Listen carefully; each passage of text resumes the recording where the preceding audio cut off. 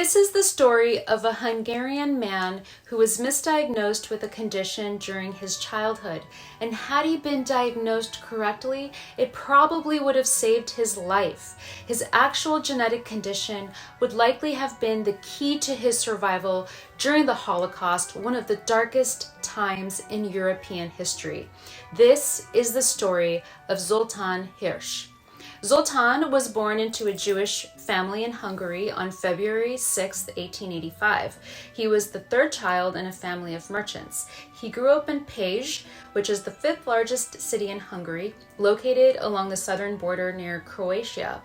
Growing up in a big city, Zoltan was exposed to a variety of experiences, and despite his humble upbringing throughout his childhood, Zoltan would go to various entertainment venues in Pécs, including the Pécs Vaudeville Theater, the Fairy Garden, Music Hall, and the Schmidt Circus. Although he grew up in poverty, this exposure allowed him to see that there was opportunity for success around him. It inspired him to seek grandiose and exciting endeavors. As Zoltan got older, he aspired to be wealthy and famous. And in his 20s, Zoltan was very well on his way to making his dreams come true. In 1907, when he was 22 years old, Zoltan began a very promising career. He performed as a clown in a circus under the nickname Zoli. He would dress up in folk costumes based on the country in which he was performing, and his act would be based on traditions of that culture. He was also a comedian, and he performed acrobats in the circus as well. He performed simple stunts and was a pantomime artist. Zoltan entertained with his jests, stunts, and grimaces. The circus in those days, the early 1900s, was not exactly like the circus that we know today. It's gone through its own evolution. The circus itself has a very dark history, but even so, back then, there was very limited entertainment for people for religious and other reasons. And so for the circus to be in town was a major event. So Zoltan became famous in his lifetime because of the circus. One time, as a bet, a friend of Zoltan Hirsch living in Sweden tried to test out his friend's fame. He wrote a postcard and addressed it simply to Zoli, Hungary. Zoli was Zoltan's entertainment nickname. He was affectionately known as Zoli the Clown. His friend intentionally did not put any other details of Zoltan's address in the postcard. He wanted to see if the postcard would make it all the way to Zoltan from Sweden to Hungary, if it simply contained Zoltan's nickname and country of residence. It turned out the postcard had no trouble at all in reaching Zoltan.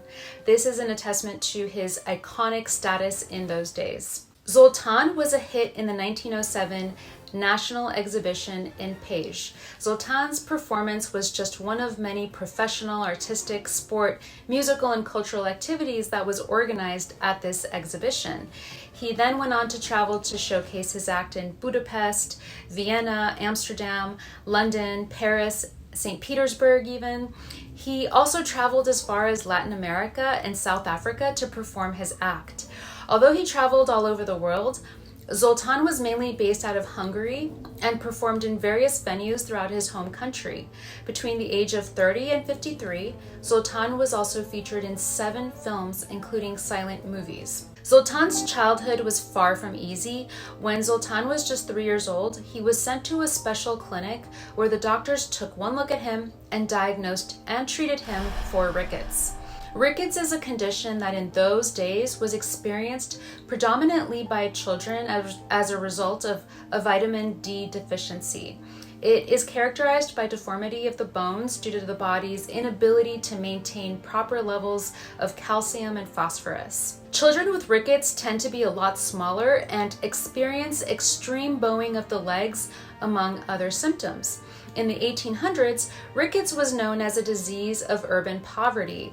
A special clinic was built in Pécs to treat rickets, and this is where Zoltan was sent as a child. Zoltan was indeed very small for his age, and he likely experienced other symptoms of rickets, including, bowing of his legs, but the doctors at the special clinic missed other features that clearly were indicative that there was something else going on.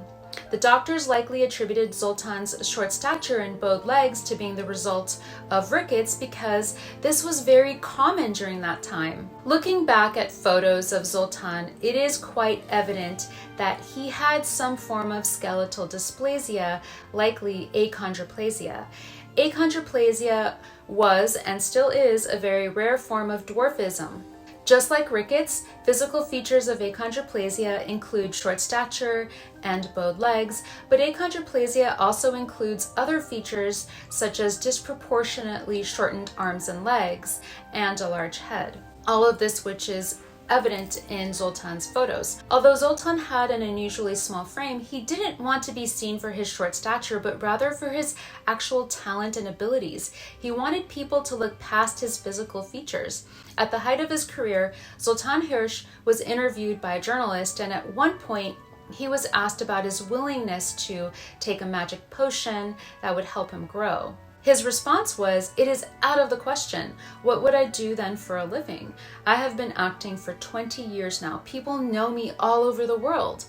In another interview, Zoltan claimed that the Lord made him the way he was, short-statured, so that he could entertain and bring joy to people, especially children, even amidst the harshest circumstances of life, meaning the circumstances surrounding World War II. Zoltan did not mind being referred to as a dwarf. That's what he was, but he did not want to be seen as less of a person than anyone else.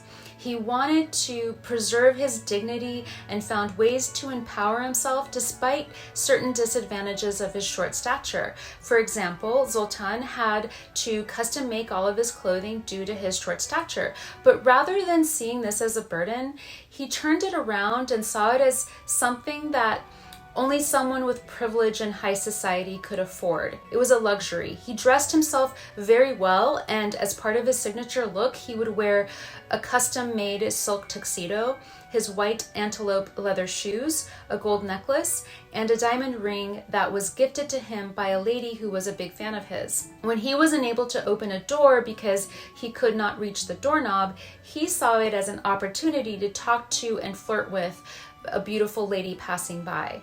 He was also the first person in his neighborhood to own and ride his own motorcycle, which was custom made for his size. Because he was a Jewish Hungarian living in the 1940s during the Nazi occupation in Europe, Zoltan experienced the harsh brutalities of the war. He had to sew the yellow Star of David on his clothing, signifying that he was Jewish.